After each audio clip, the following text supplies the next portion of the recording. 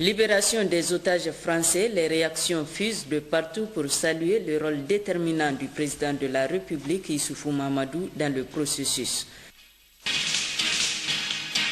Deuxième session ordinaire 2013 de l'Assemblée nationale, les travaux en plein air se poursuivent à l'hémicycle.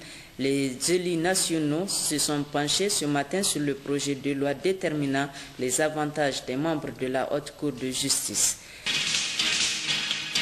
Le ministre de l'Urbanisme et celui des Enseignements supérieurs sur plusieurs chantiers ce matin, objectif s'inquérir de l'état d'avancement des travaux de construction des édifices publics. Messieurs, Mesdames, bonsoir et merci de nous recevoir chez vous. Sur ce plateau, nous avons le ministre de la Justice, garde des Sceaux, porte-parole du gouvernement, Moro Amadou. Monsieur le ministre, bonsoir et merci d'être venu. Vous avez certainement un communiqué à nous livrer. Absolument. Merci madame. Donc je suis là pour livrer la teneur d'un communiqué du gouvernement. Communiqué du gouvernement. Suite à une panne de camions transportant des migrants en direction de Tamarasset en Algérie, un drame est survenu avec un bilan lourd de 92 morts, dont 52 enfants, 33 femmes, 7 hommes, tous de nationalité nigérienne. Le gouvernement, profondément touché par ce drame, présente ses condoléances attristées aux familles éplorées. Un deuil national de 3 jours sera observé sur toute l'étendue du territoire national à partir du vendredi 1er novembre 2013. Les drapeaux seront mis en berne. En cette douloureuse circonstance, le gouvernement invite la population à prier pour la mémoire des disparus. Je vous remercie. Oui, monsieur le ministre, peut-on savoir un peu plus sur les circonstances de ce drame? Et on en saura davantage puisque une enquête, une information judiciaire est ouverte au niveau du tribunal de grande instance d'Arlit. Mais ce qu'on peut en dire pour l'heure, ces événements tragiques se seraient déroulés aux environs du 2 octobre 2013, à 160 km après Arlit, en allant vers l'Algérie. Et il faut sans doute dire que probablement ces événements, ce n'est pas le premier du genre, mais il arrive que dans ce désert si vaste, effectivement, il y ait des drames de cette nature qui ne sont jamais découverts. Mais je dois dire que, d'ores et déjà, au niveau de la région d'Agadez, des mesures énergiques et immédiates sont déjà prises pour que plus jamais cela ne se répète dans notre pays. En effet, comme vous le savez, ces gens vont ou en Algérie ou en Libye, des pays avec lesquels normalement nous avons des visas. Et les véhicules qui font ces transports, en général, ne sont ni réguliers, ni en bon état. Donc, le gouvernement a instruit les autorités administratives, les FDS, pour mettre fin à ces transports qui tuent.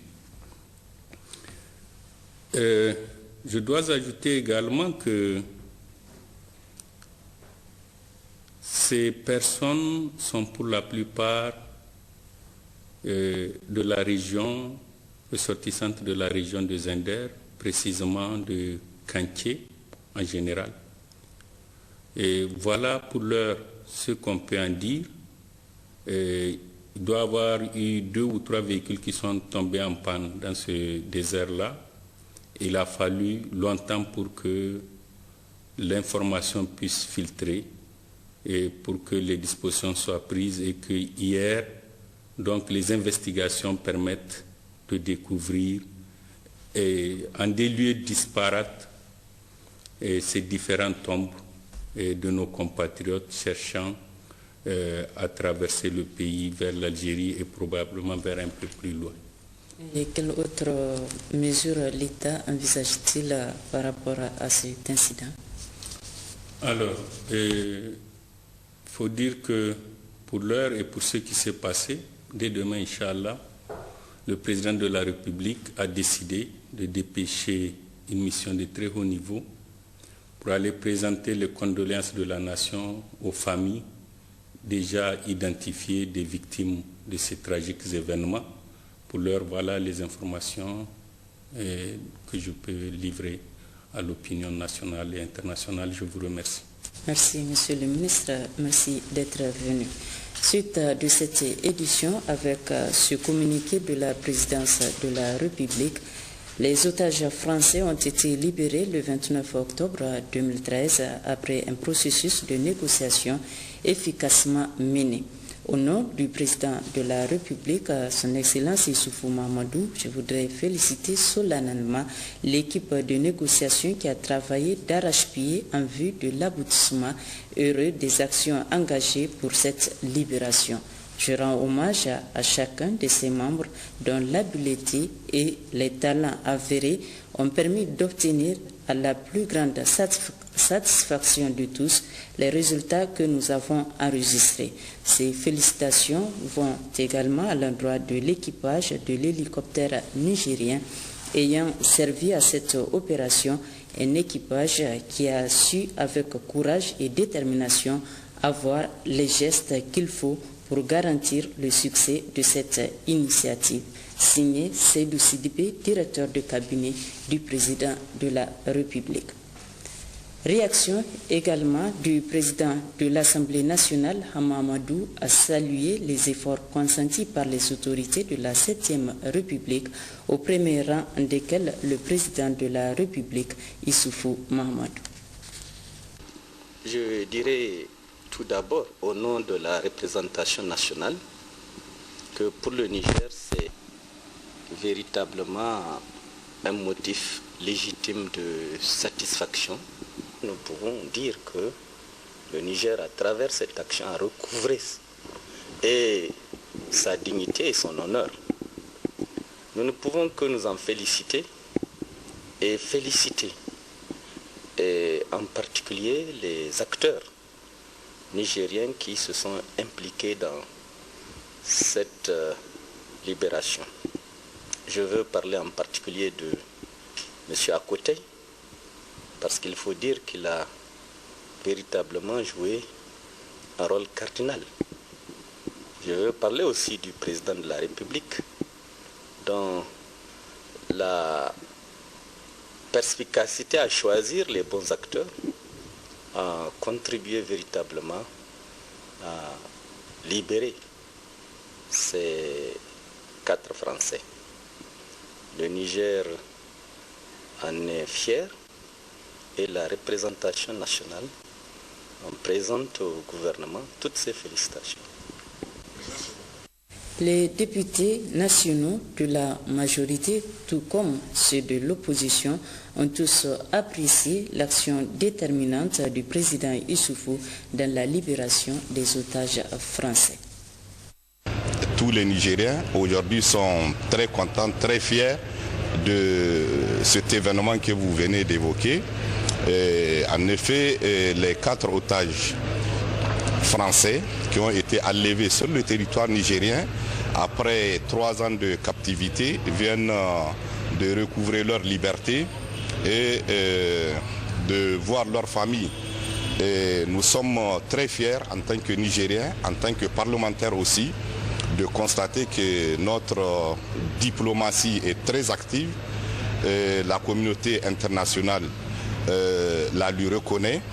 Le président de la République du Niger a joué un rôle très important, selon en tout cas les dires même du président de la République française. Ce rôle a été joué dans la discrétion totale et je crois que ce qu'il faut relever surtout, c'est vrai que ces Français ont été enlevés sur le territoire nigérien, mais ils ont été amenés hors du territoire du Nigeria. En ce que je sache, le lieu où ces otages ont été retrouvés se situe entre les territoires de la Mauritanie, du Mali et de l'Algérie, donc loin du territoire nigérien.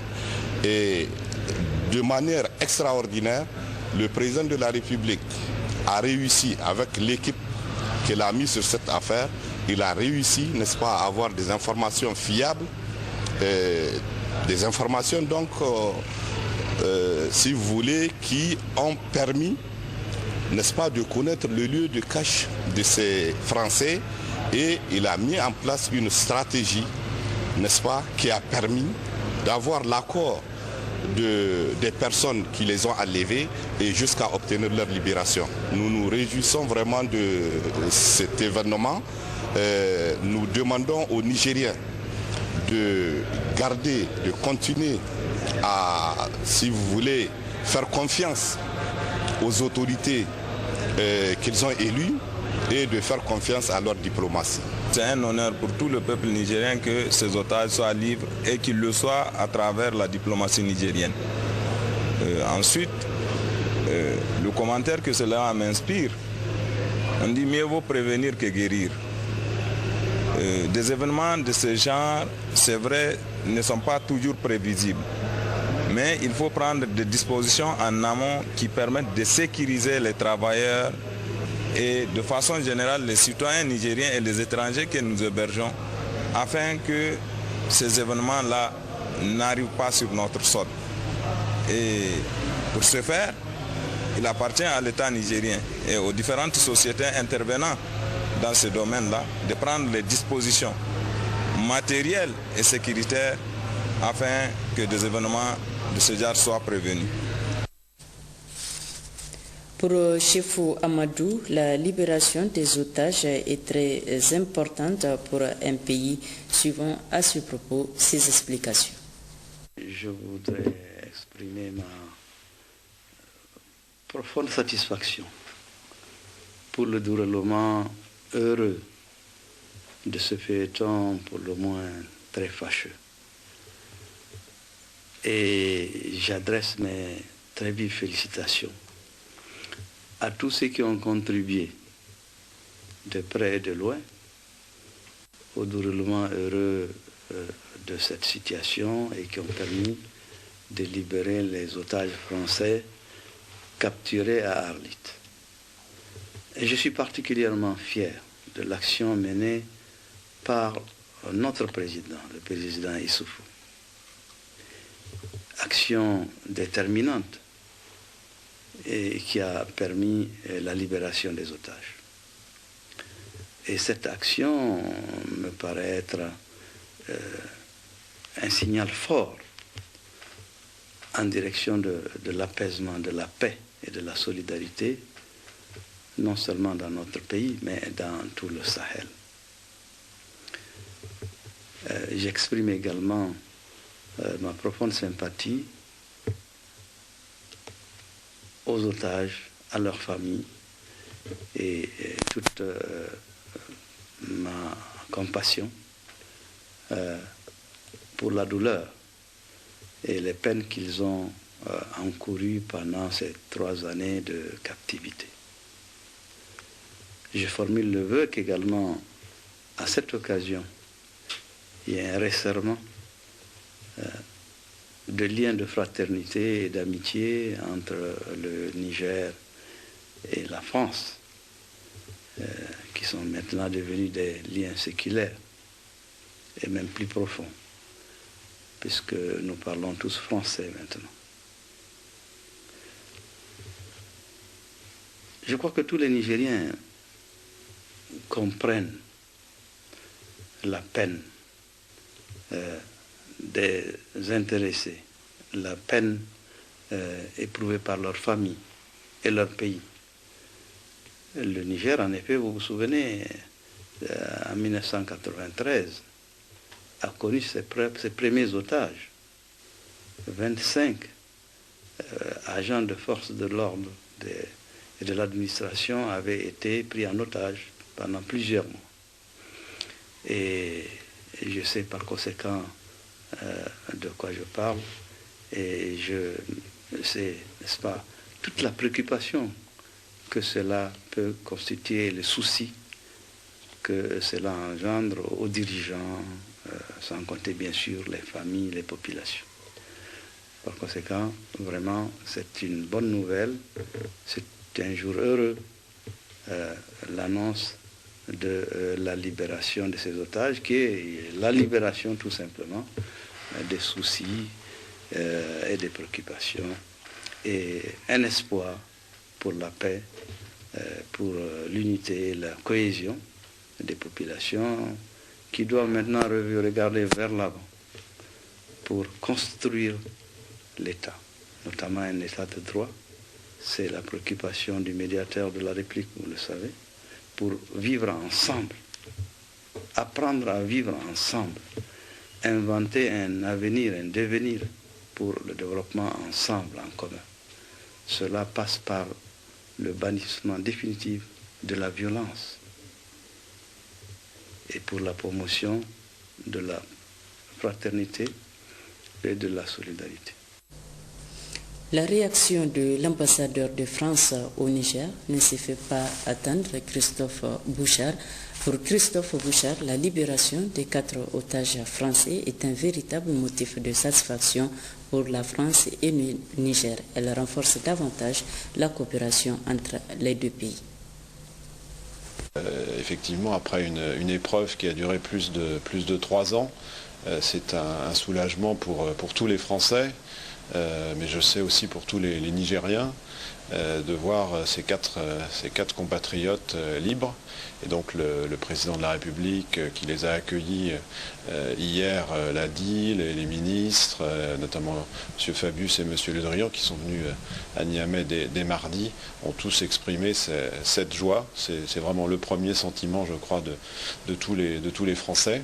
Et puis aussi, bien sûr, notre gratitude et notre reconnaissance pour le président Issoufou, dont le rôle a été tout à fait essentiel et primordial dans cette libération. Et là aussi, c'est ce que le président Hollande a dit dès le début et ce que les autres ministres ont redit par la suite. Le message, c'est que d'une part, nous avons une pensée pour les autres otages français qui restent détenus dans le monde. Il y en a 7, dont 3 en Afrique. Donc nous pensons à eux et la France va continuer ses efforts pour obtenir leur libération. Nous pensons aussi, bien sûr, à nos 4 compatriotes, parce que maintenant ils ont besoin de se reconstruire. Ils sont avec leur famille, mais il faut qu'ils se remettent de cette épreuve. Et puis je dirais, ma pensée, c'est aussi pour la coopération entre la France et le Niger. Cet épisode a été un moment très important. J'ai dit donc la reconnaissance de toute la France pour le président Issoufou. Mais le travail va continuer, et cette coopération entre nos deux pays pour assurer la sécurité dans l'ensemble de la région sahélienne va être un élément très important dans les mois et les années à venir pour éviter que ce genre de drame se reproduise. Nous avons également sur ce plateau un invité à la personne de Nassirou Seydou, un acteur de la société civile nigérienne. Bonsoir Nassirou. Bonsoir. Vous venez de suivre différentes réactions des personnalités nigériennes et du diplomate français suite à la libération justement des otages d'Arlit. Alors, quel commentaire vous inspire cet événement? Merci Madame de l'occasion que vous nous offrez pour nous prononcer sur cette situation de fierté nationale. Mais avant, je vais joindre ma voix à celle de tous ceux qui m'ont précédé, autorités comme citoyens nigériens qui sont dans les fadas et dans les rues, qui sont en train de fêter véritablement cet exploit que notre pays a eu à accomplir dans le sens de la libération des otages. En tant que défenseurs des droits humains, nous ne pouvons que nous féliciter de ces actes et de ces actes d'une importance majeure, surtout quand on prend en compte la géopolitique internationale. Et au passage, je voudrais présenter mes sincères condoléances à l'ensemble du peuple nigérien par rapport à ce Lampedusa nigérien entre griffes qui vient de se produire et que leur âme repose en paix. Par rapport à cet acte ou cet exploit remarquable que notre pays vient d'accomplir dans le cadre de la libération de ces otages français, il faut dire ou reprendre les termes du président français lui-même, François Hollande, quand difficilement il trouvait les mots pour remercier le président de la République, le gouvernement nigérien et son peuple en général pour les efforts énormément consentis dans le cadre de la libération de leurs concitoyens. C'est une chose véritablement, je suis tout à fait d'accord avec lui, à mettre à l'actif des autorités du moment où c'était un processus qu'ils ont conduit à long terme. Ils ont mis véritablement en place un certain nombre de stratégies composées des ressources humaines adéquates qui connaissent le terrain et qui ont pu produire aujourd'hui le résultat que voici. Cela démontre que désormais notre pays avance véritablement. Il avance lentement mais sûrement, dans le sens où il arrive à mettre fin ou à décrocher certaines grandes situations où les puissances ou les grandes puissances du monde ne sont pas parvenues à le faire. Je voudrais dire que la puissance des armes ou l'argent, là où ça a vu leurs limites quand même, la non-violence, les stratégies que notre pays a mises en œuvre pour obtenir la libération de ces otages ont abouti. Et je pense que pour caricaturer ou reprendre l'expression de Martin Luther King qui dit que la non-violence est l'épée qui guérit, aujourd'hui ça a véritablement guéri au Niger. Et il faut se dire, nos autorités et le peuple nigérien en général se sont beaucoup déployés pour créer les conditions de la libération de ces otages. Cela confirme davantage, je dis bien, le progrès de notre pays, que désormais la paix et la sécurité sont des véritables choses qui sont en train de s'enraciner dans notre pays et qu'aujourd'hui, tous ceux qui peuvent investir peuvent véritablement venir le faire sans crainte.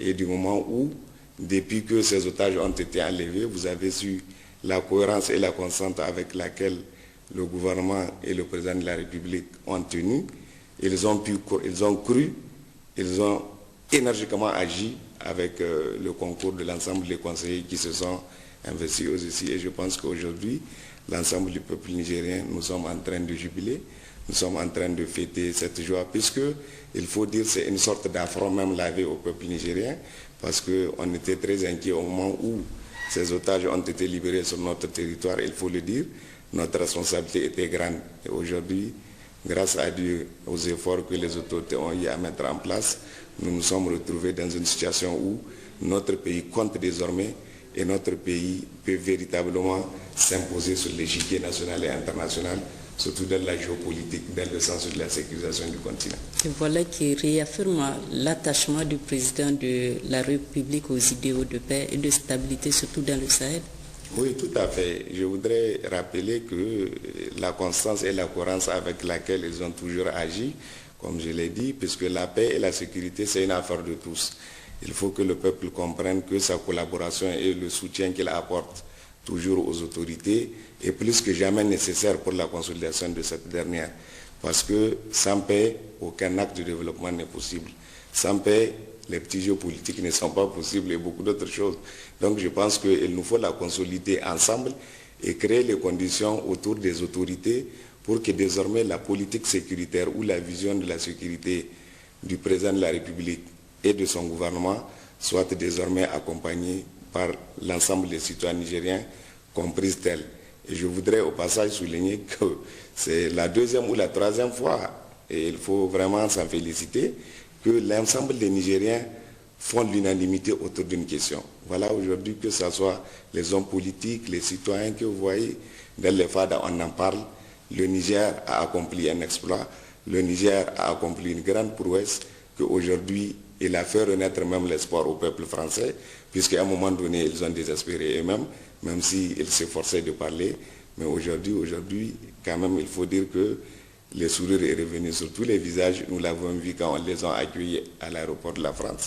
Et les autorités françaises se sont déployées elles-mêmes à tirer chapeau pour notre pays, à dire toute leur gratitude au président de la République et à son gouvernement, et désormais à montrer que le Niger est un État qui compte, le Niger est un État désormais qui peut véritablement montrer ses capacités combien de fois on peut nous imposer sur la scène internationale dans le sens de la sécurisation du continent et dans le sens de créer les conditions pour que nous aidions même les autres à sortir de la sécurité. Le cas du Mali est assez probant. Les prises de position du président de la République et du peuple nigérien ont facilité aujourd'hui le retour de la paix au Mali. Et la présence aussi de nos contingents là-bas sont la preuve éloquente que nous sommes toujours attachés à la paix, à la sécurité du continent et que désormais, comme c'est une affaire de tous, l'ensemble des Nigériens et des Nigériennes, nous devons conjuguer nos efforts autour des autorités pour un ancrage définitif de la paix dans notre pays. Monsieur Nassirou, merci d'être venu. Merci. À l'Assemblée nationale, en marge des travaux en plein air, la Commission des affaires générales et institutionnelles a fait une déclaration consécutive à l'interpellation du ministre de l'Intérieur, de la Sécurité publique, de la décentralisation et des affaires coutumières et religieuses sur la révocation par le gouvernement du président du Conseil de ville de Niamey. Je vous propose de suivre cette déclaration. En sa séance du samedi 19 octobre 2013, l'Assemblée nationale a entendu le ministre de l'Intérieur, de la Sécurité publique, de la décentralisation et des affaires coutumières et religieuses, répondant à une interpellation qui lui a été adressée concernant la révocation par le gouvernement du maire de la ville de Niamey. Dans son intervention, le ministre a tenu à préciser que la révocation du maire de la ville de Niamey est une mesure administrative prévue par le Code général des collectivités territoriales du Niger. En l'occurrence, cette mesure est prise suite à une faute de gestion ayant consisté à placer sous hypothèque des immeubles non hypothécables appartenant à la collectivité qu'il administrait suite à un emprunt dont il juge les conditions irrégulières. Au cours des débats, certains députés ont soutenu que le Conseil des ministres, en révoquant le maire de la ville de Niamey, n'a fait qu'appliquer la loi. Pour d'autres, par contre, il s'agit d'un abus de pouvoir lié au contexte politique du moment. L'Assemblée nationale, préoccupée par la question de la bonne gestion des biens publics dans le cadre de la bonne gouvernance des collectivités territoriales, consciente que les emprunts publics et leurs garanties constituent une préoccupation majeure qu'il convient de régler dans les meilleurs délais pour sécuriser les créanciers d'une part et permettre aux collectivités d'assurer le financement des actions de développement dans de bonnes conditions d'autre part. Convaincu que l'application de la loi doit se faire sans discrimination, suite aux réponses apportées par le ministre de l'Intérieur, de la Sécurité publique, de la décentralisation et des affaires coutumières et religieuses, recommande au gouvernement la révision des lois et ordonnances sur la décentralisation et leurs décrets d'application en vue de leur mise en conformité avec les dispositions de la Constitution de la 7e République. Il s'agit notamment de l'ordonnance numéro 2010-54 du 17 septembre 2010 portant Code général des collectivités territoriales de la République du Niger. L'ordonnance numéro 2010-55 du 17 septembre 2010 portant statut de commune à statut particulier ou ville. L'ordonnance numéro 2010-56 du 17 septembre 2010 portant érection de communautés urbaines de Niamey, Maradi, Tawa et Zender en commune à statut particulier ou ville et les communes les composant en arrondissement. L'ordonnance numéro 2009-002-PRN du 18 août 2009 modifiant et complétant la loi numéro 2002-14 du 11 juin 2002 portant création de communes et fixant le nom de leur chef-lieu. La mise en place effective de l'Observatoire de la décentralisation et de collectivités conformément au texte en vigueur. L'accélération de la mise en œuvre des structures de financement de collectivités territoriales.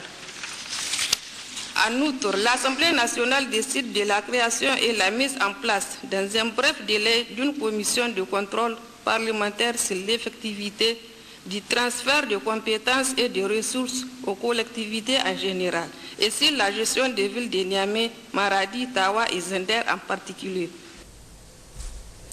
Oui, un peu avant cette déclaration, les députés ont examiné et adopté le projet de loi modifiant et complétant la loi fixant les avantages accordés aux responsables et autres membres de la Haute Cour de justice. Absatou Mahamadou Sidiko Abdou.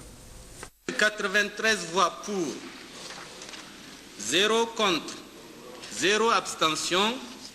À travers ce vote, les députés viennent ainsi d'adopter la proposition de loi modifiant et complétant la loi numéro 2012-10 du 26 mars 2012 fixant les avantages accordés aux responsables et autres membres de la Haute Cour de justice. Cette opération vise essentiellement à harmoniser les indemnités et autres avantages des membres de la Haute Cour de justice à ceux des responsables des autres institutions de la République. L'adoption de cette proposition de loi a permis au ministre de la Communication et des Relations avec les institutions de féliciter une fois encore les honorables députés. La proposition de loi que vous venez d'adopter constitue un pas supplémentaire dans l'atteinte des objectifs des plus hautes autorités de notre pays, c'est-à-dire avoir des institutions fortes et crédibles. Pour avoir des institutions fortes et crédibles, il est nécessaire de mettre les responsables et autres membres de ces institutions-là dans des conditions minimum de travail. Vous vous rappelez certainement que c'est dès la première conférence des présidents qui avait consacré le calendrier et l'ordre du jour de nos travaux que le gouvernement a émis le vœu d'adopter dans les meilleurs délais ce projet de loi et cette proposition de loi. Donc je parle des projets de loi qui avaient été votés en début de semaine. Dieu merci, aujourd'hui c'est chose faite. Je vais, au nom du gouvernement et surtout au nom de ces institutions pour lesquelles je joue le rôle d'interface, dire merci. Merci beaucoup. Merci, Monsieur le ministre. Notez qu'auparavant, la plénière a examiné et adopté le projet de compte-rendu sommaire de la séance du lundi 28 octobre dernier. Oui, à la primature, le chef du gouvernement, Birji Rafini, a reçu en audience une délégation des participants à la 4e journée sur la sécurité alimentaire et la nutrition en Afrique que le Niger a l'honneur d'abriter. Nous les écoutons à leur sortie d'audience. Le Premier ministre nous a reçus afin qu'on lui fasse son compte rendu de la 4e journée portant sur la sécurité alimentaire et la nutrition en Afrique, mais le plus important pour voir quelles sont ou quelles devraient être les prochaines étapes du processus. Et il y a des points qu'il a mis en exergue, qu'il estime que c'est important. Et pour s'assurer que le partenariat que nous avons, qui prend en compte par exemple l'initiative 3N, pour soutenir cette initiative, pour s'assurer que les Nigériens peuvent nourrir les Nigériens et aussi nourrir d'autres pays et le reste du monde. Et quand on regarde qu'il y a des terres arables qui sont disponibles, de l'eau est disponible, il y a la force de travail. Donc, c'est un pari qui peut être tenu, que les Nigériens nourrissent les Nigériens et que l'Afrique elle-même se nourrisse. Donc, au niveau de l'Union africaine, de l'agence du NEPAD, des communautés économiques régionales, des États, les partenaires, travailler donc avec l'initiative N dans le contexte d'autres partenariats qui existent. Nous espérons que si nous travaillons de cette manière-là, nous pensons sincèrement que nous gagnerons la bataille contre la malnutrition et la faim. Le Premier ministre l'a si bien dit que ce sera un programme ambitieux. Mais enfin, c'est quand même un programme ambitieux, mais réalisable. Et donc si nous avons des parrains au plus haut niveau qui soutiennent l'initiative, rien ne l'empêchera de pouvoir marcher. Le Premier ministre Brigitte Raffini vient de mettre à la disposition de la localité de Kanak dans le département de Tanout 10 tonnes de mil dans le cadre d'un appui à l'occasion du regroupement religieux qui se tient chaque année au lendemain de la commémoration de la fête de Tabaski. Cette rencontre regroupe les leaders religieux des régions d'Agadez et Zinder ainsi que ceux du Nigeria. Garba Maman Kabiru. Ce rendez-vous du donner et du recevoir, cadre de brassage, d'échange et de partage, cette rencontre religieuse de Kanak, commune rurale de Tenehia, dans le département de Tanout, à environ 105 km au nord du chef-lieu du département, se tient chaque année au 22e jour du mois lunaire de Tabaski, à la mémoire de Frère Cheikh Mohamed Moussa. Ceci, bien entendu, en reconnaissance de tous les efforts que ce dernier a consentis pour le rayonnement de la foi islamique, sa dynamisation et son développement dans cette partie septentrionale du Damerghou. Présidé par le préfet du département de Tanout, qui représentait les autorités de la 7e République, ce regroupement, dont l'importance n'est point à démontrer, a, comme à l'accoutumée, vu la participation de plus de 400 marabouts, cheikhs, imams et autres leaders religieux venus des 4 coins des régions de Zinder et Agadez, et dont l'éclat de ce rituel a été sans commune mesure rehaussé par la présence des représentants du sultan d'Agadez et du Sarkim Mousselmi de Sokoto en République fédérale du Nigeria. Et c'est dans la communion des cœurs et des esprits, dans la ferveur islamique, que ce beau monde s'est employé dans la lecture du Saint-Coran, agrémenté par une fatiha, afin que Dieu l'omnipotent, l'omniscient, le miséricordieux, le très et tout miséricordieux, dans son infinie bonté, bénisse la Oumma islamique du monde entier, descende la paix et la quiétude sociale sur le Niger, ainsi que la stabilité, que le pays soit un havre de bonheur et de prospérité. L'occasion a été saisie par le préfet Oumar Mohamed pour remettre officiellement un appui du Premier ministre Brigitte Raffini au nom des autorités de la 7e République de 10 tonnes de mil en soutien à ce grand regroupement islamique. Après quoi, et en marge de cette cérémonie, le préfet de Tanout s'est rendu dans la localité de Farak, toujours dans la commune rurale de Tenehia, pour constater de visu l'effectivité de la rentrée scolaire 2013-2014 au niveau de l'école de la dite localité et le fonctionnement de son CSI. L'un dans l'autre et au regard des difficultés et contraintes auxquelles ces deux structures sont confrontées, Oumar Mohamed a pris le ferme engagement quant à apporter des solutions idoines dans les meilleurs délais. Il a également visité la mare de cette localité, cette grande étendue d'eau qui, une fois mise en valeur, pourrait constituer une source de revenus substantielle pour cette vaillante population de Farak. Le ministre de l'Urbanisme et du Logement, Habib Mohamed Salissou, et celui de l'Enseignement supérieur, Asman Abdou, ont effectué ce matin une série de visites sur les différents chantiers de construction des édifices publics à Niamey.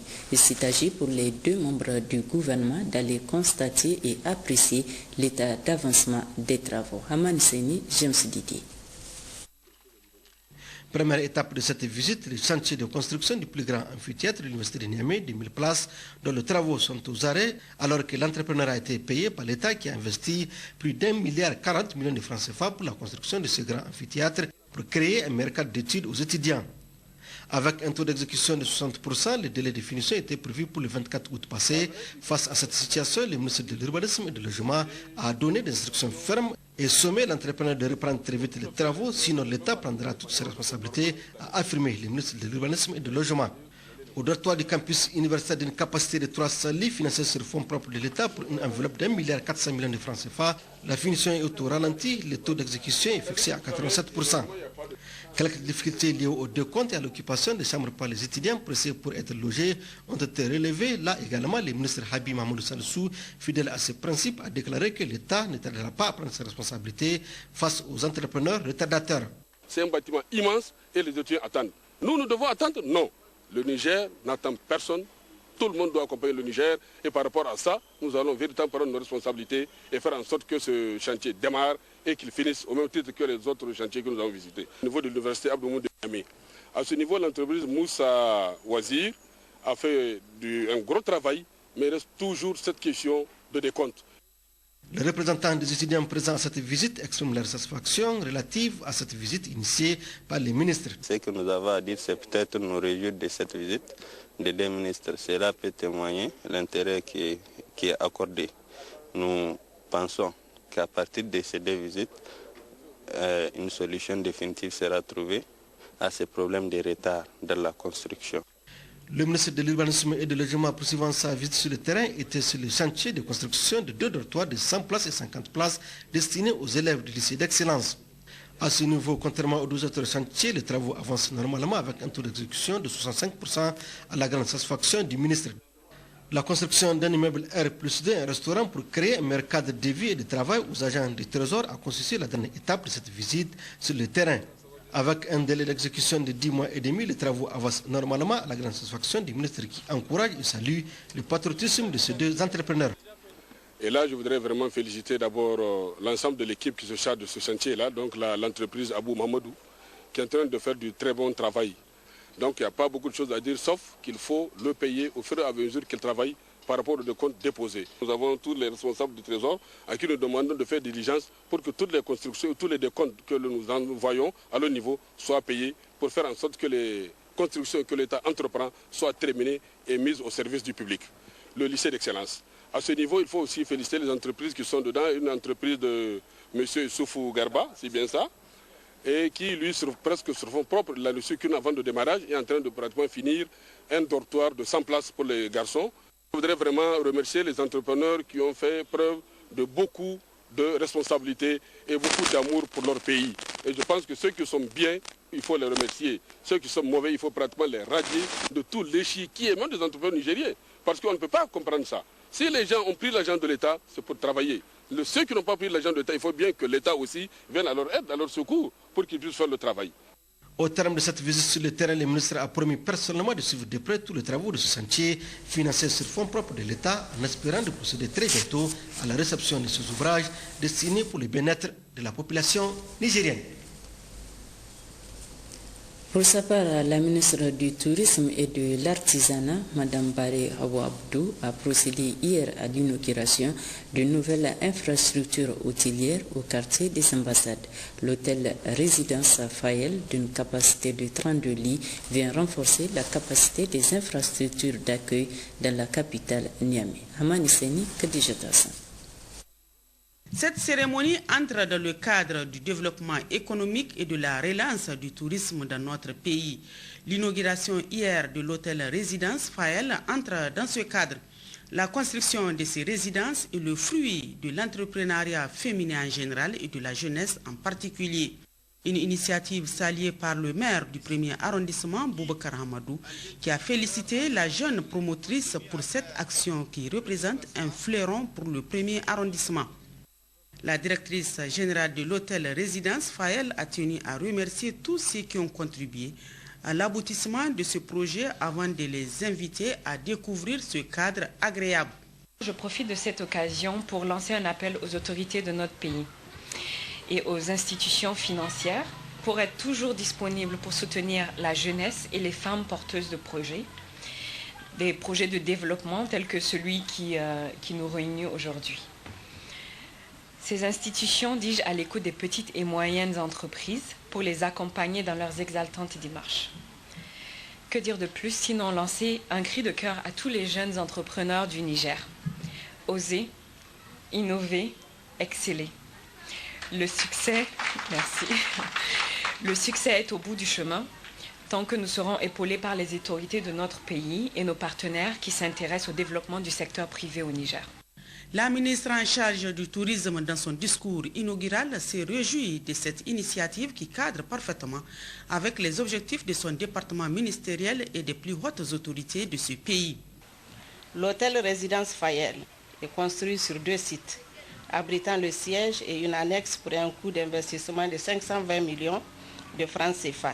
Il a une capacité de 32 chambres meublées de grand standing et a permis de créer 17 emplois permanents. C'est le lieu de remercier Madame la promotrice de l'hôtel Résidence Fayel pour son heureuse initiative qui vient participer au développement économique de notre pays et d'accroître la capacité d'hébergement de notre capitale, ce qui cadre bien avec le programme de création de 50 000 emplois contenu dans le programme de renaissance du Niger de son Excellence M. Issoufou Mahamadou, président de la République, chef de l'État. Puis s'en est suivi la coupure du ruban et la visite guidée de Loko, une façon d'encourager cette brave femme pour les efforts inlassables déployés afin de contribuer à la promotion du tourisme, mais également d'inviter les potentiels entrepreneurs à emboîter le pas à cette jeune promotrice, car c'est un signal fort qu'elle vient de donner à travers cette présente cérémonie. Début ce matin à Niamey de la réunion préparatoire de la campagne de vaccination du cheptel édition 2013-2014. Les réflexions issues de cette rencontre permettront de mieux préparer cette importante campagne de vaccination. Le compte rendu de Moussa Hamani et Sani Issoufou. C'est un prélude à la campagne de vaccination du cheptel édition 2013-2014 que cette rencontre a été organisée. Un cadre qui devrait permettre aux participants de réfléchir sur les pistes devant sécuriser le cheptel nigérien, et ceci à travers la vaccination. Cette réunion d'échange et de clarification des rôles et missions des intervenants dans la campagne de vaccination 2013-14, conformément à la stratégie nationale de santé animale, doit poursuivre l'objectif suivant. Premièrement, d'examiner les plans de campagne de toutes les régions. Deuxièmement, de répartir tous les départements ou communes entre les différents intervenants, publics et privés. Troisièmement, évaluer les moyens nécessaires et déterminer les sources de financement. Le Niger regorgeant d'une très grande potentialité en matière d'élevage, il est important et voire même indispensable de sauvegarder ce secteur en créant des stratégies visant à le protéger. 2 jours durant, vous aurez à vous pencher sur la problématique de la sécurisation de notre cheptel à travers la vaccination de masse contre la PPCB, la PPR et la pestorolus de Camelin.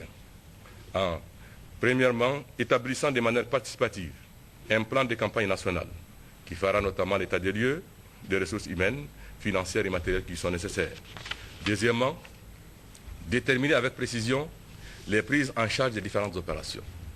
Troisièmement, dégager les pistes idoines pour toucher les cheptels en zone pastorale notamment. Quatrièmement, enfin, proposer un calendrier précis de suivi et d'évaluation pouvant certifier les opérations menées. La présente rencontre constituera assurément un cadre de réflexion approfondie et d'échange fructueux entre différentes familles d'acteurs de l'élevage.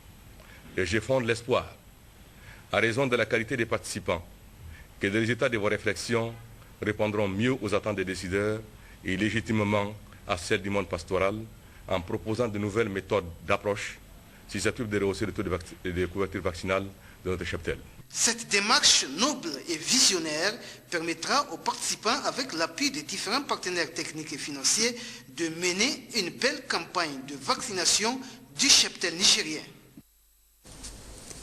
L'Institut national de la statistique organise depuis ce matin un séminaire de présentation des résultats de l'enquête sur les conditions de vie des ménages et l'agriculture 2011. L'enquête, objet de la présente rencontre, vise à produire des données pertinentes et de qualité sur les ménages ainsi que les questions de politique publique. Le compte rendu de Lamine Tcharimadigou et Taïros. Les résultats de l'enquête sur les conditions de vie des ménages et l'agriculture 2011 sont au centre d'un séminaire sur la pauvreté au Niger organisé par l'Institut national de la statistique INES. Le représentant de la Banque mondiale a souligné que la présente étude s'articule autour des objectifs majeurs poursuivis par le groupe de la Banque mondiale. Le premier objectif, c'est de mettre fin à l'extrême pauvreté. Pour cela, la cible identifiée est la réduction du pourcentage de personnes vivant avec moins de 1,25 $ par jour à 3% horizon 2030. Le deuxième objectif, qui est axé sur la prospérité partagée, est de promouvoir la croissance des revenus des 40% les plus pauvres de la population dans chaque pays. La chef de la mission de la Banque mondiale qui a fait le déplacement de Niamey a indiqué que les différentes études sur la mesure des niveaux de vie visent à produire des données pertinentes et de qualité sur les ménages pour renseigner les politiques publiques. Le directeur général de l'INES a tenu à remercier au nom des autorités nigériennes, la Banque mondiale ainsi que tous les partenaires qui soutiennent le Niger dans le domaine de la réalisation des instruments d'appréciation des efforts de développement du pays. Le CVMA 2011 vise à atteindre les objectifs suivants.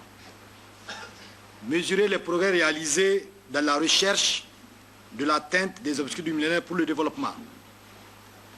Permettre la mise à jour des indicateurs sociaux utilisés dans la formulation, la mise en œuvre, le suivi et l'évaluation des politiques publiques dont l'objectif ultime est l'amélioration des conditions de vie des populations nigériennes.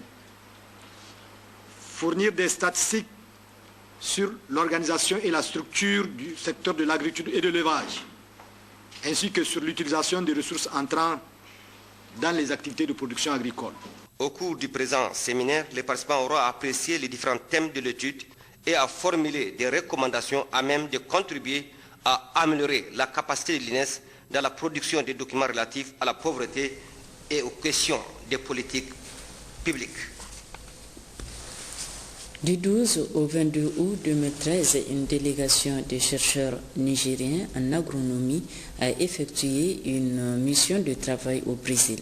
Au cours d'une réunion de restitution tenue hier après-midi à Niamey, les chercheurs ont souligné les objectifs de leur mission. Suivant à ce propos, Abdoulaye Soumana Goumou, coordonnateur et secrétaire exécutif du Conseil national de recherche agronomique. Cette mission s'inscrit dans le cadre du programme pour la productivité agricole en Afrique de l'Ouest, qui est parrainé par la CEDEAO, n'est-ce pas, et qui est financé par la Banque mondiale. Il s'agissait pour nous d'aller visiter le Brésil, qui présente de nombreuses similarités avec notre pays au plan agroécologique, d'aller voir quel type de partenariat scientifique et technique les pays d'Afrique de l'Ouest qui sont tous engagés dans ce programme, quelle sorte de collaboration scientifique et technique on peut avoir avec leur entreprise de recherche agricole nationale, Embrapa en l'occurrence, qui est leur structure nationale de recherche, qui a démontré au cours de ses 40 années d'existence, car je vous signale qu'elle a été créée seulement en 1973, qui a démontré, qui a permis d'augmenter la production laitière, qui a fait du Brésil le sixième producteur mondial de lait, de faire du Brésil le premier exportateur de viande bovine du monde, de voir comment ils se sont organisés, comment ils ont financé leurs recherches, pour donc voir quel type de collaboration nous pouvons avoir avec eux pour nous aussi améliorer notre recherche agronomique, en particulier en ce qui concerne le Niger, la recherche agronomique en termes de recherche vétérinaire et zootechnique, puisque dans le cadre du PPAO dont je parle, nous avons comme spécialité l'élevage pour toute la sous-région ouest-africaine. Alors, la première comparaison que je fais, c'est que d'abord, c'est la gouvernance. La gouvernance en termes juridiques, en termes de vision, en termes de planification, en termes d'organisation, en termes d'éthique, en termes de valeurs cultivées, telles que la culture, l'excellence scientifique. Hein. Ils ont développé la culture de l'excellence scientifique, ils ont développé l'esprit de partenariat, ils ont développé l'engagement, ils ont développé la culture du respect de l'environnement et de la société, et puis surtout, ils se sont donné une vision, c'est être les leaders mondiaux de production de produits agricoles. L'étude relative à l'inclusion sociale est en cours de validation. Le processus est déjà engagé avec la tenue hier d'un atelier qui permettra aux différents acteurs d'apprécier le contenu du document. Aïchatou Moukela. Réalisé grâce à l'appui de l'UNESCO Breda de Dakar, la Commission nationale pour l'UNESCO et l'ISESCO du Niger, en collaboration avec le ministère de la Population, de la Promotion de la Femme et de la Protection de l'Enfant, cette étude vise une meilleure participation locale des uns et des autres, notamment les femmes et les enfants, à travers la réforme des politiques nationales et le cadre réglementaire. Le présent atelier constitue un cadre pour la validation et la vulgarisation des résultats issus de cette étude. Je vous invite à discuter, à commenter et à dire tous les points de vue de la manière la plus ouverte et la plus directe sur ce qui a été dit. Mais je crois que dès que vous allez jeter un coup d'œil sur leur travail, vous serez d'accord avec moi pour dire que la moisson a déjà été à la hauteur de nos attentes.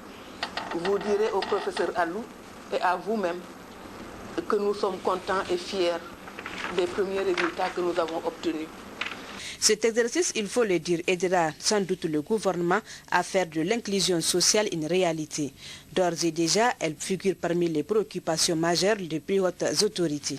Les résultats contenus dans le présent document de consultation soumis à votre appréciation cadrent parfaitement avec les préoccupations et la vision des autorités de la 7e République, au premier rang desquelles son Excellence El Hadji Mahamadou Issoufou, Président de la République, chef de l'État, et de son Excellence M. Brigitte Raffini, Premier ministre, chef de gouvernement, qui, dans le souci d'assurer cette inclusion sociale dans toutes les politiques et programmes, ont fait adopter en septembre 2011 la politique nationale de protection sociale. Ainsi, cette étude permettra de donner au ministère de la Population, de la promotion de la femme et de la protection de l'enfant plus de vision dans les résolutions de l'inégalité sociale en faveur des femmes et des groupes les plus vulnérables. La validation de ce document intervient, il faut le souligner, après son lancement le 19 juin dernier à Niamey et concerne 9 pays dans 3 régions du monde. Hajj 2013, les pèlerins nigériens regagnent peu à peu le bercail. L'agence de pèlerinage Bab Maka a affrété ce matin son dernier vol. Voici quelques avis recueillis concernant le déroulement du Hajj. Le Hajj, vraiment, ça a été difficile quand même. Pourquoi ça a été difficile? Ça a été difficile parce que les conditions, surtout d'alimentation, étaient vraiment très difficiles. Moi, personnellement, je ne suis pas du tout satisfait. Vraiment, c'est pas mal. Ils nous ont bien accueillis et on a fait bien le Hajj, sans problème. Que Dieu accepte vraiment nous. Mais sincèrement, on a un problème. Wallahi, dewo ke gudu. Parce que c'est qu'on a plein. Bor kulu no rodini mananga imano bora sezanango. Bora mingu ngaro de nga bonse. Hajji mu alhamdulillah ba da problem aikin mu mun da kan mun yi. Allah ya karbar da shi. Ubangiji Allah ya sa mun yi hajji mu buru. Lalle mun yi aiki cikin natsuwa da jin daɗi kuma mun kare lafiya. Kuma na ajiyar su mun gode, musu godiya. Allah ya kara musu. Allah sa ajiyar su ga shi ba maka. Ita ce muka zo. Lalle mun gode musu kwarai sai su mun kokari sosai da ayyuka ake su yi muna mun gode musu kwarai Allah saka musu da alheri haran hajo vraiment irman di talibe fo kulara zama wo kan ko ta kinir no bor zambar hinka na zanguta kin da wai ta kin di a hakku ir konde ikulu bani ir yakan dai bani ikulu yakan nan ga alomare pat kan ga woni sabi bam batano irse hajo abori irko iri yakka ko kai irgogu ngwari ne ko gina hajo yi mu kokari girbe kan bore ga tayi mazabu bore mu kinga te girbu waran kacin dubu ko handufo hajo kulmu ban wodi nga bore stabi ka bori woni irgogu ngwari borbere ga kan go gina. Lancement officiel ce matin à Dosso des travaux de l'éclairage public à l'énergie solaire. 220 lampadaires solaires pour un coût global de 407 millions de francs CFA seront installés dans la commune urbaine de Dosso. C'est le directeur général du ministère de l'énergie et du pétrole qui a présidé la cérémonie. Ali Hashimou Habiboubakou. En attendant l'apport de l'État pour la concrétisation du projet de travaux de voirie pour l'embellissement de la commune urbaine de Dosso, les conseillers municipaux sous la houlette du maire de Dosso, Idriss Issoufou, ont pris le taureau par les cornes en déclenchant la machine du fastidieux programme Dosso Yala avec plusieurs investissements. Extension du réseau d'eau dans tous les quartiers de Dosso, travaux de pavage des routes, l'installation des feux optiques et aujourd'hui, lancement des travaux de l'éclairage public par l'énergie solaire. objet de la présente cérémonie. À cette occasion, le maire de la commune urbaine de Dosso notifie que la ville de Dosso est en chantier et sera bientôt une ville attractive. Faire de la ville de Dosso, ville carrefour, une ville attractive est une ambition majeure de notre mandat. Et j'espère que nous sommes dans la bonne voie pour peu que les populations bénéficiaires y adhèrent pleinement en s'acquittant du paiement de leurs taxes et en prenant grand soin de ces biens. En un mot, nous pouvons dire aisément que le projet de Sonyala, tel que annoncé par les autorités de la 7e République, au premier rang desquelles le président de la République, son Excellence Mahamoudou Issoufou, est en marche. Ces principaux chantiers que nous avons lancés depuis notre arrivée à la tête de la commune urbaine de Dosso n'ont pour finalité que le développement durable et harmonieux de cette dernière. Ces travaux d'éclairage public dont le coût total est estimé à plus de 407 millions de nos francs sont confiés à deux entreprises, la société chinoise Sin Total Niger et la SDE Technologie de Sadissou Amani Soumana, réputée en photovoltaïque solaire et vont en principe durer 3 mois. Occasion pour le gouverneur de la région de Dosso, Seydou Zatou Ali, d'exhorter ces entreprises à redoubler d'efforts pour terminer les travaux dans les délais impartis avant de lancer un vibrant appel aux populations de Dosso, surtout les ressortissants, de mutualiser leurs efforts pour la construction de la ville de Dosso. Après les différentes interventions, ponctuées des champs d'animation, le directeur général du ministère de l'Énergie et du Pétrole, Issa Medaji, a procédé au lancement officiel des travaux de l'éclairage public par l'énergie solaire dans la ville de Dosso, tout en souhaitant bon vent aux conseillers municipaux de Dosso dans leur démarche. Passation de commandement hier à Zender entre le lieutenant-colonel Adoum Wanta, commandant du 1er bataillon blindé sortant, et le chef d'escadron entrant Ibrahima Kimba. C'était sous la présidence du commandant de la zone de défense numéro 3, Mustafa Bouji Lawali Babali. C'est le poste de commandement de la zone de défense numéro 3 qui a servi de cadre à cette cérémonie à laquelle ont répondu présents plusieurs autorités civiles et militaires, parmi lesquelles le gouverneur de la région Kala Moutari, le président du conseil régional Moutari Ousmane et plusieurs autres invités. Après avoir passé en revue le détachement des unités des forces de défense et de sécurité et l'exécution de plusieurs autres formalités militaires rentrant dans les pareilles circonstances, le colonel Mohamedou Seydou, commandant de la zone de défense numéro 3, s'est adressé aux officiers, sous-officiers et militaires du rang en ces termes. De par le président de la République, vous reconnaîtrez désormais pour votre chef, le chef d'escadron Ibrahim Kimba Kolo, ici présent.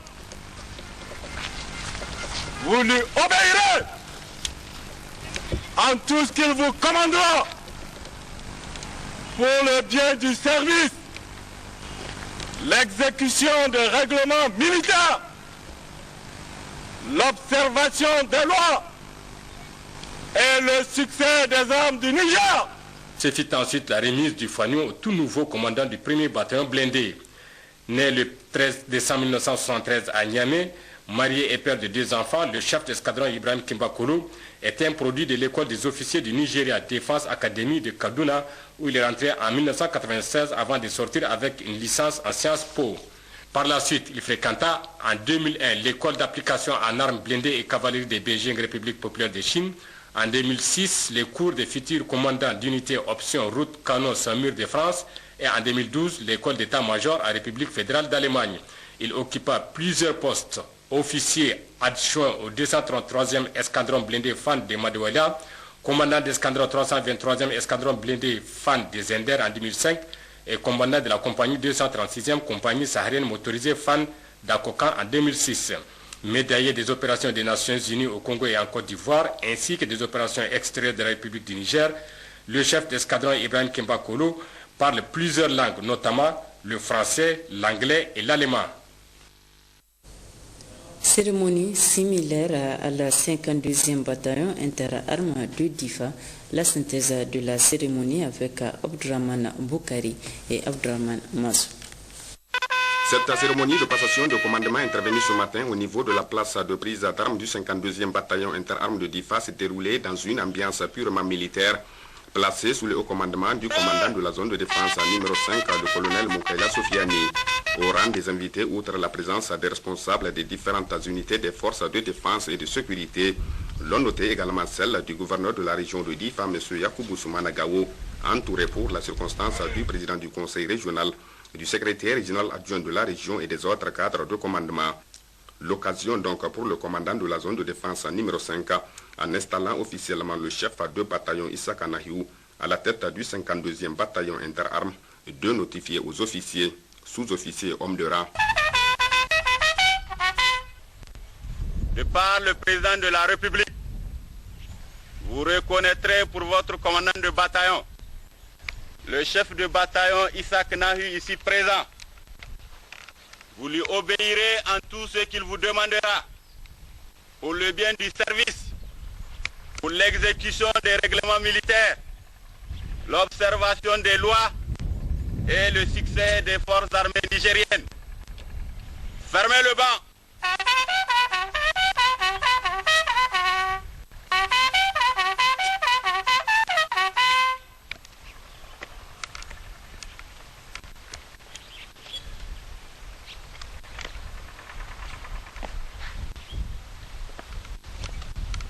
Retenons que le chef de bataillon Issa Kanahiou, âgé de 39 ans, admis au sein des forces armées nigériennes en 1995, a déjà occupé plusieurs postes de responsabilité, dont entre autres officiers adjoints, commandant de compagnie, notamment à Akokan Arlit, Difa et Tilia, officier opérationnel à la zone de défense numéro 5.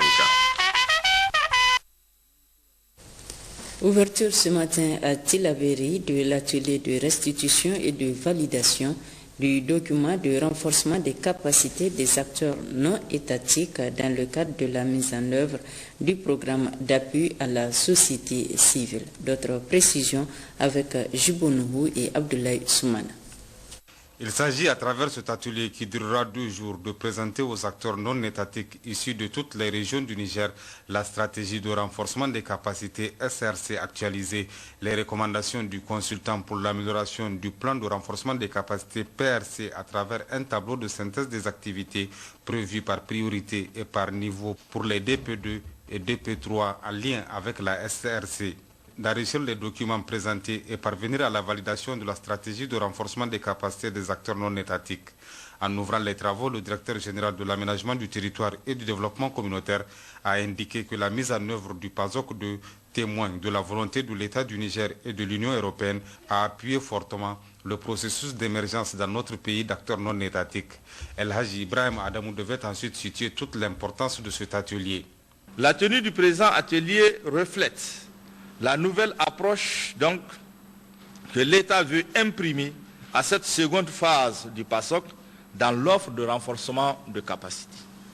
En effet, impliquer les bénéficiaires dans la définition des orientations de la stratégie de renforcement des capacités et des modalités de sa mise en œuvre est une démarche innovante qui devrait permettre de mieux prendre en compte les besoins essentiels et prioritaires des acteurs non étatiques pour leur implication effective au processus d'élaboration et de mise en œuvre des politiques publiques.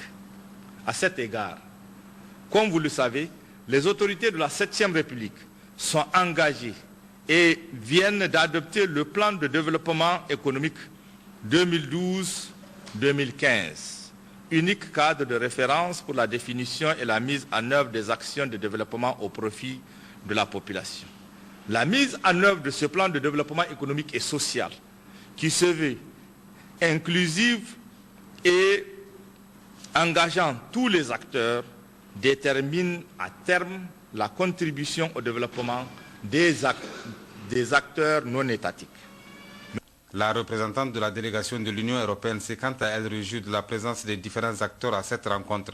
Capella Yvonne a rappelé la place de la société civile et les importants moyens déployés dans la mise en œuvre du PASOK 2. Intervenant pour sa part, le gouverneur de la région de Tilaberi, un des acteurs de la société civile, se réjouit de la tenue du présent atelier. Pour Assimi Oudiabri, le rôle de la société civile est déterminant dans le développement socio-économique de tout pays. C'est pourquoi il a exhorté les participants à s'impliquer pleinement en vue d'atteindre l'objectif poursuivi. Assimi Oudiabri a réitéré son engagement à soutenir toute action de développement de la région de Tilaberi.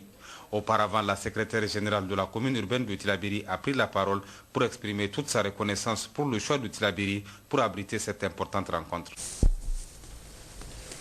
Akdane, dans le département de Bermont, a accueilli du 29 au 30 août 2013 la fête des éleveurs Wadabé. Communément appelée Girouel, les manifestations dureront une semaine et permettront aux autorités de sensibiliser les éleveurs sur leur plus grande participation aux actions de développement. Momon Oumarou, Adin Aglas. L'édition 2013 de la fête d'Akadanei est la 24e du genre qu'organisent les éleveurs du département de Bermo dans la partie nord de la région de Maradi, essentiellement pastorale.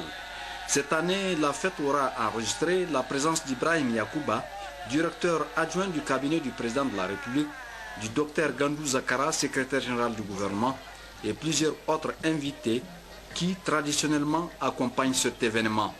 Il s'agit des organisations comme celle de l'UNICEF, l'Association des chefs traditionnels et plusieurs autres organisations non gouvernementales et services techniques de l'État. La présence du directeur adjoint du cabinet du président de la République procède de la volonté du président Issoufou Mahamadou à accompagner les Nigériens dans toutes les œuvres de développement. Dans le cas de Akadanei, il s'est agi par la présence du directeur adjoint du cabinet du chef de l'État de signifier toute l'attention particulière que le président Issoufou accorde au bien-être des Nigériens dans leur ensemble et des éleveurs en particulier.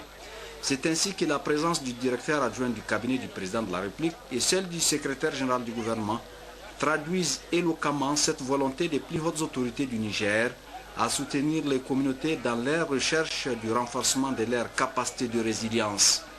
Cette volonté du président Issoufou Mahamadou et du gouvernement, sous la conduite du Premier ministre Birji Rafini, Ibrahim Yakouba l'a clairement exprimé aux éleveurs d'Akadanei. Aussi, c'est au nom du président de la République qu'a-t-il mis à la disposition de cette communauté 15 tonnes de vivres et 10 autres tonnes d'aliments bétail. Cette zone, on la sait, difficile d'accès, ce qui du coup entrave la conduite normale de toute activité.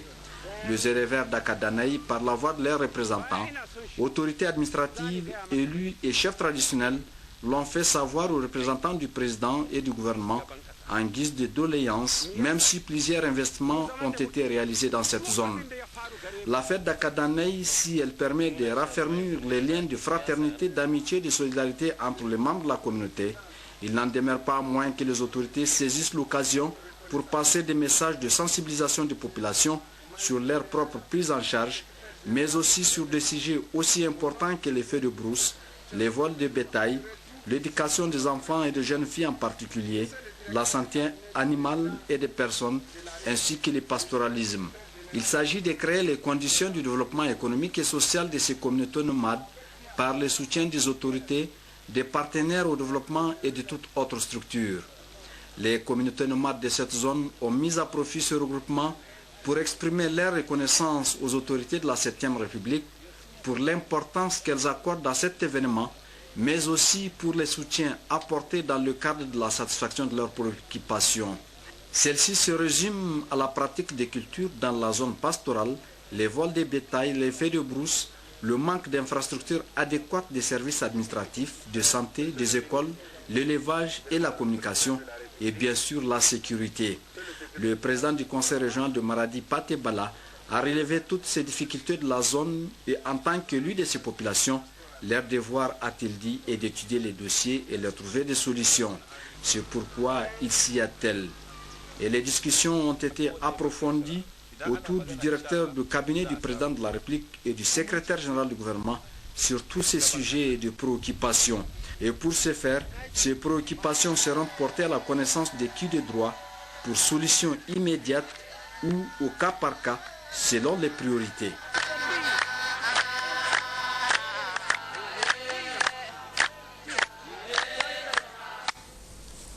Retenez enfin que la Fédération nigérienne de lutte traditionnelle vient d'entreprendre une mission préparatoire de la grande finale de la Coupe Bala Haruna qui aura lieu à Tawa du 27 au 29 décembre 2013. À cet effet, les membres de la mission ont rencontré les autorités administratives et coutumières de la région.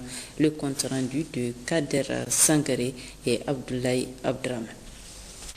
Conduite par le président de la Fédération nigérienne de lutte, M. Abdoulaye Hassan, la mission préparatoire à l'organisation de la grande finale de la Coupe Bala Harouna qui aura lieu du 27 au 29 décembre 2013 a rencontré les autorités administratives et coutumières de la région de Tawa.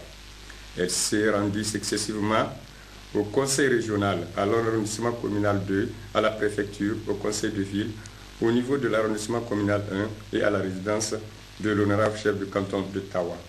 Partout où elle est passée, le même langage lui a été tenu, celui de l'hébergement et de la bienvenue. Car, a indiqué le président de la FENILUT, M. Abdoulaye Hassan, la Fédération nigérienne de lutte et ses partenaires s'engagent à prendre à 80 ou 90% cette activité. De leur côté, les autorités administratives et coutumières de la région ont promis le bon déroulement de cette grande finale de la Coupe Bala Harouna à Tawa. Car ont-ils indiqué qu'après Niamey, c'est au tour de Tawa d'accueillir ce grand événement national. Peu après, les membres de la délégation ont rendu une visite de courtoisie à un amoureux de lutte, le colonel Oubandawaki, responsable de la brigade mobile douane Tawa, qui ne cesse d'apporter son appui pour le rayonnement de la lutte à Tawa et partout au Niger. La mission s'est dit confiante, car Tawa est le berceau de la lutte au Niger. Je suis très satisfait de cette visite parce que déjà l'engagement que les uns et les autres ont pris, cela nous réconforte et nous sommes sûrs et déjà nous sommes en train de voir, Inch'Allah, que ça va être une grande fête ici à Tawa en cette fin d'année avec cette grande finale qui aura lieu. Voilà, messieurs, mesdames, qui met fin à cette édition. Merci de l'avoir suivi.